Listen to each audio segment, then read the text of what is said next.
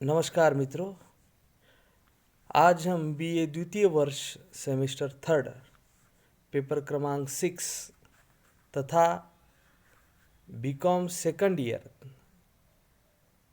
Third semester के अंतर्गत BCom वाणिज्य शाखा के रिलेटेड जो छात्र है हिंदी के, उनके लिए भी आज का जो मुद्दा है वह महत्वपूर्ण है। साथ ही साथ एमए फर्स्ट ईयर के जो स्टूडेंट्स हैं, एमए थर्ड सेमेस्टर के स्टूडेंट्स, उनके लिए भी आज का जो नया मुद्दा है यह महत्वपूर्ण है। थर्ड सेमेस्टर माने एमए द्वितीय वर्ष।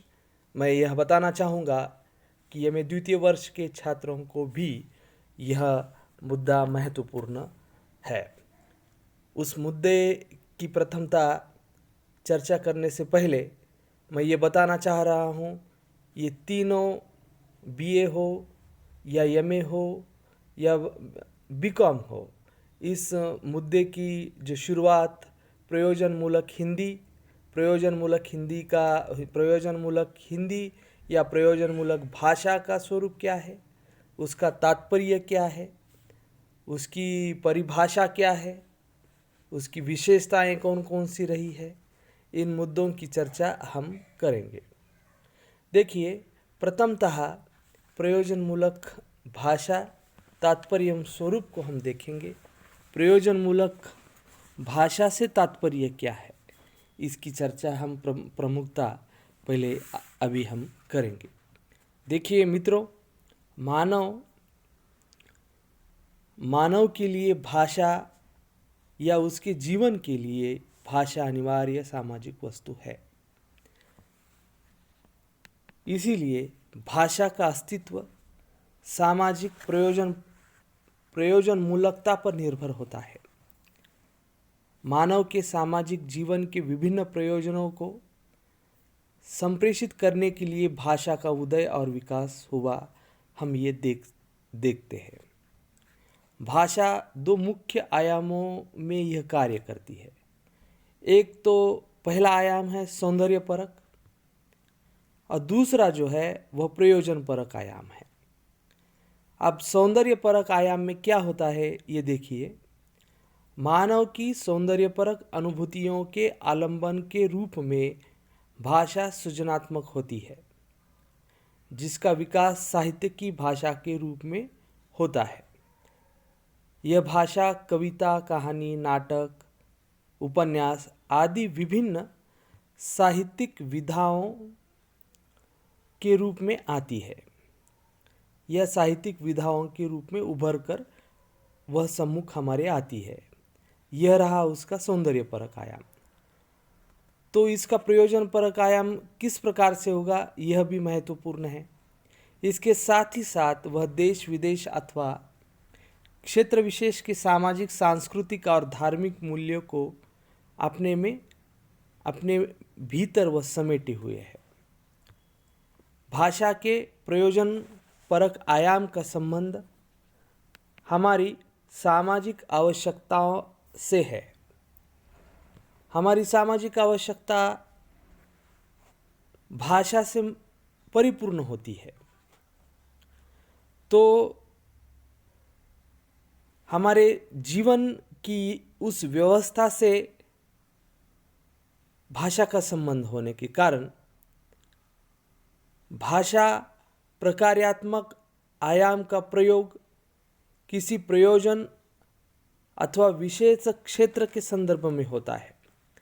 जैसे कि भाषा का संबंध प्रशासन से है, व्यवस्था से है, तकनीकी के क्षेत्र से है। प्रयुक्ति परक भाषाई प्रकार्य व अलग अलग क्षेत्र में वह अपना कार्य निभाती है। इस प्रकार से भाषा, प्रयोजनमूलक भाषा, यह प्रयोजन परक आयाम उसका ये महत्वपूर्ण है। अब यह प्रयोजन परक आयाम क्या है या प्रयोजनमूलक क्या है, इसका भाषा का स्वरूप क्या है, इसको हम देखते हैं। देखिए, प्रयोजनमूलक शब्द अंग्रेजी के फंक्शनल का हिंदी पर्याय है। शब्दार्थ की दृष्टि से देखें तो ये प्रयोजनमूलक का अर्थ है ऐसी विशेष भाषा जिसका उपयोग किसी विशेष प्रयोजन के लिए किया जाता है। कुछ विद्वान इसे कामकाजी अथवा व्यावहारिक भाषा कहते हैं। साथ ही साथ कुछ विद्वानों ने इसे कई नामों से भी व्याख्यायित किया है। इसे फंक्शनल हिंदी कहा गया है,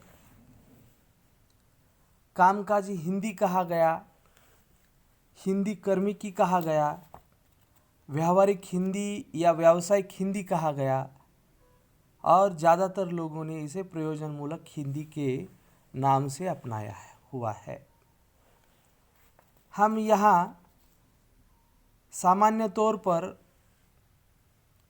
सत्यनारायण मोटूरू जी यह प्रयोजनमूलक हिंदी के जनक माने जाते हैं।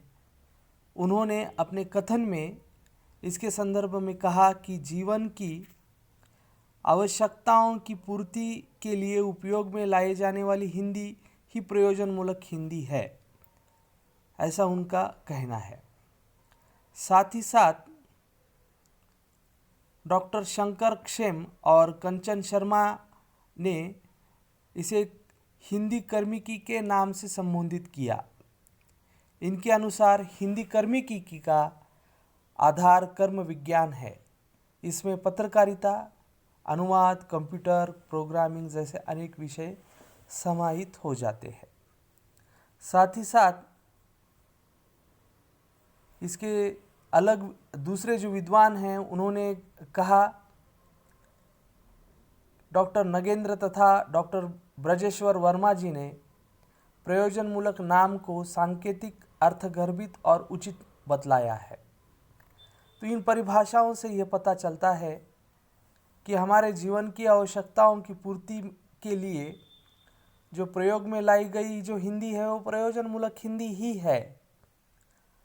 आप यह जानते हैं कि व्यावहारिक हिंदी में हिंदी के व्यावहारिक व्याकरण को पर्याप्त स्थान मिला है, परंतु फंक्शनल हिंदी में केवल व्यावहारिक व्याकरण ही नहीं है, अपितु 21वीं सदी के उदार मतवादी एवं बहुराष्ट्रीय परिवार के कामकाज में आने वाली भारतीय भाषा का स्वरूप भी है। दूसरी बात यह है कि व्यावहारिक हिंदी का प्रयोग क्षेत्र सीमित है। यह दैनिक जीवन और जगत से संबंधित है। इसे व्यावहारिक शब्दावली, विशिष्ट पद विन्यास, विज्ञान एवं प्रोग्रामिंग के अभिव्यक्ति करने की क्षमता, उसमें स्पष्टता पर प्रयोजनमूलक हिंदी में पारिभाषिक शब्दावली, भाषिक संरचना एवं अप्रयुक्तता के साथ साथ आधुनिक ज्ञान विज्ञान के सभी क्षेत्रों को रूपायित करने की क्षमता इस प्रयोजनमूलक हिंदी में है। अतः हिंदी के प्रयोजनमूलक रूप को व्यावहारिक कहना उसके प्रयोग क्षेत्र और व्याप्ति को संकुचित अर्थ में ग्रहण करता है। प्रयोजनमूलक हिंदी को व्यावहारिक कहना उचित नहीं होगा। कुछ विद्वानों ने इसे व्यावसायिक भी कहा है।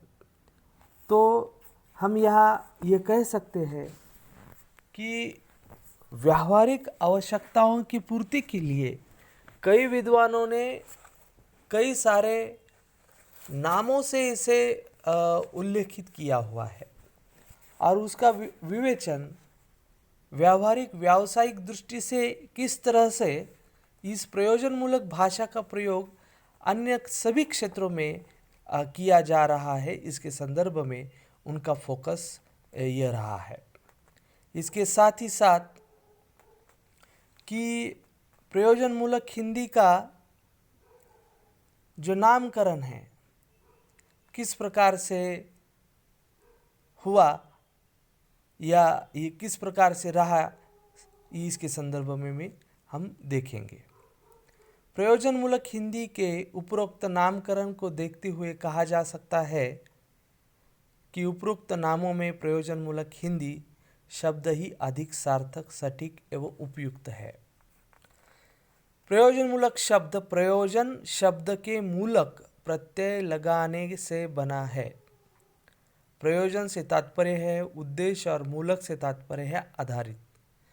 अतः प्रयोजन मूलक से अभिप्राय है किसी विशिष्ट उद्देश्य पर आधारित भाषा। दूसरे शब्दों में इसे यूँ भी कहा जा सकता है कि यह एक ऐसी भाषा है जिसका प्रयोग किसी विशिष्ट प्रयोजन या उद्देश्य के लिए किया जाता है। तो भारत देश में हिंदी साहित्य को सभी विधाओं के लिए उपयोग में लाया गया है। साहित्य के अतिरिक्त प्रयोजनमूलक हिंदी की आवश्यकता इन दिनों महसूस होने लगी। जब हिंदी को राजभाषा पद पर स्थापित किया गया, उन दिनों विश्व में विज्ञान तथा प्रौद्योगिकी के क्षेत्र में तेजी से फैले प्रचार के साथ भारत में भी एक नवीनतम ज्ञान विज्ञान और टेक्नोलॉजी की आंधी उमड़ पड़ी थी। भारत में 20वीं सदी में विज्ञान तथा टेक्नोलॉजी के प्रस्फुटन के कारण उनकी अभिव्यक्ति के माध्यम के रूप में हिंदी को सर्वार्था से नवीनतम रूप में लाने की आवश्यकता महसूस तब होने लगी थी। वह एक ऐसा रूप था जो विज्ञान तथा टेक्नोलॉजी के गुणों सूत्रों सिद्धांतों नवीनतम प्रयोगों विधियों आदि को भाषिक संरचना में वैज्ञानिक रूप में यथास्थापित अभिव्यक्ति प्रदान करने की दृष्टि से यह भाषा या प्रयोजनमूलक भाषा की आवश्यकता महसूस होने लगी और सभी क्षेत्र में इसके प्रयोग होने लगे हैं। देखिए मित्रों, इस तासिका के अंतर्गत हम ये देख रहे हैं कि प्रयोजनमूलक हिंदी से तात्पर्य क्या है, ये प्रयोजनमूलक भाषा किस प्रकार से विशिष्ट भाषा है, प्रयोजनमूलक हिंदी की जो आवश्यकता क्यों महसूस होने लगी, हिंदी यह साहित्य से संबंधित ही भाषा रही अब तक, पर इसकी आवश्यकता कई सारे अन्य क्षेत्रों में देखी जाने लगी और भाषा विज्ञान की अनुप्रयुक्त भाषा विज्ञान के क्षेत्र के इस शाखा के अंतर्गत या इसके भाग के अंतर्गत प्रयोजनमूलक भाषा का अध्ययन होने लगा। तो यह हम कह सकते हैं कि प्रयोजनमूलक हिंदी या प्रयोजनमूलक भाषा की अपनी आप में एक विशेषताएं होती है। तो वह कौन कौन सी विशेषताएं होती है वह भी हमें देखना आवश्यक होगा, तभी हमें प्रयोजनमूलक भाषा की विशेषता क्या क्या होती है या प्रयोजनमूलक हिंदी की विशेषता क्या क्या होती है, इसके संदर्भ में हमें थोड़ी जानकारी मिलेगी। तो देखिए, इसमें साधारणतः मुख्यतः 5 या 6 प्रयोजनमूलक भाषा की विशेषताओं को देखा जा सकता है। इसमें विशिष्ट भाषा, प्रयोजनमूलक हिंदी अपने आप में विशिष्ट भाषा लिए होती है। उसमें औपचारिकता कृत्रिमता होती है। ये भाषा अर्जित करनी होती है, ये अर्जित भाषा है। इसकी प्रयोजन परकता महत्वपूर्ण होती है। इसकी पारिभाषिकता अपने आप में महत्वपूर्ण होगी, क्योंकि ये विशिष्ट भाषा होने के कारण इसमें पारिभाषिक शब्दावली का होना बहुत ज़रूरी होता है। और साथ ही साथ प्रयुक्तिपरकता, यह कुल मिलाकर 5-6 विशेषताओं को हम देख सकते हैं। देखिए, प्रथम विशेषता के संदर्भ में हम एक निम्नांकित जो विशेषताओं को देखा, उसमें हम एक एक करके विशेषताओं को देखेंगे। प्रयोजनमूलक हिंदी सामाजिक जीवन के विभिन्न क्षेत्रों में सुचारू व्यवहार के लिए प्रयुक्त भाषा है। वह दैनिक सामान्य भाषा व्यवहार से तथा कलात्मक भाषा व्यवहार से पृथक है। उसमें प्रयुक्तिपरक विभिन्न रूप होते हैं। उसमें परंपरागत भाषा रूप भी है और नए भाषा रूप भी। प्रयुक्ति के अनुरूप हिंदी की सभी शैलियों अर्थात परिनिष्ठित, हिंदुस्तानी, उर्दू आदि का समन्वित प्रयोग उसमें होता है। अपने विशेष प्रयोजन की अनुरूपता ही उसका अपने आप में एक स्वरूप है। प्रयोजन की सिद्धि का उद्देश्य इस अर्थ में है वह एक भाषाई माध्यम है, साधन है। उसकी विशेषताओं को हम एक एक करके देखेंगे। तो पहली विशेषता है विशिष्ट भाषा। अब प्रयोजन मूलक भाषा यह जो है किस प्रकार से विशिष्ट भाषा है, इसके संदर्भ में हम देखेंगे। तो प्रयोग के आधार पर भाषा के मुख्यतः दो रूप होते हैं। पहला, जिसका प्रयोग सामान्य जनजीवन में या दैनिक कार्यों के लिए प्रयोग में लाया जाता है, वह जो भाषाई रूप है वह आम हमारे जीवन में प्रयोग में हम लाते हैं, वह सामान्य भाषा के रूप में हम उसका प्रयोग करते हैं। और जिसका अभ्यास तथा ज्ञान कोई व्यक्ति सामान्य जीवन के परिवेश से ही प्राप्त कर लेता, तो यह तो रहा सामान्य जनजीवन में दैनिक में प्रयोग में लाई जाने वाली भाषा।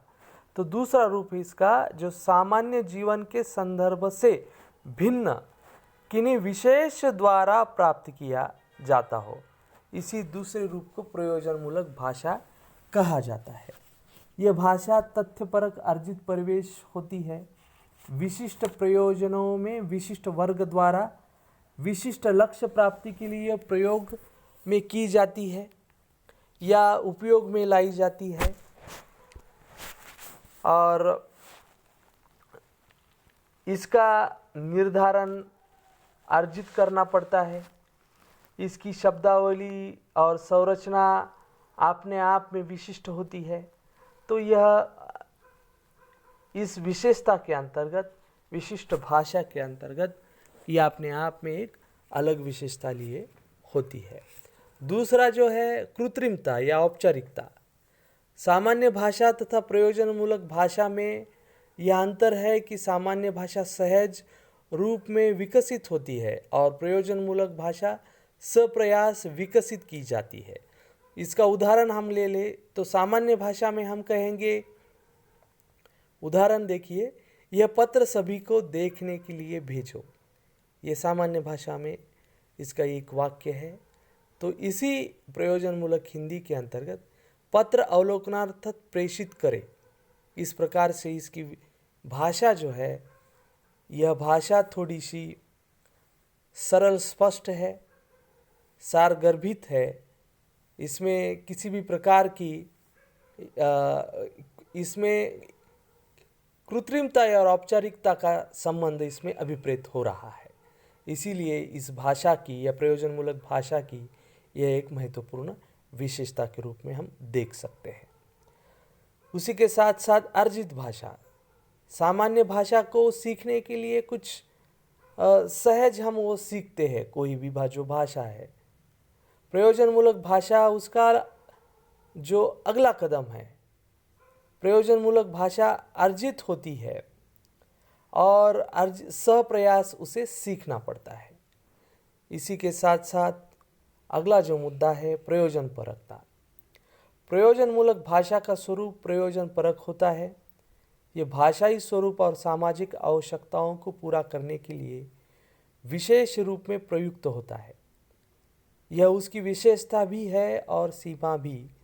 सामान्य भाषा की तुलना में इसका प्रयोग क्षेत्र सीमित होता है और साहित्यिक भाषा की तुलना में अभिव्यक्ति की बहुआयामिक क्षमता सीमित होती है।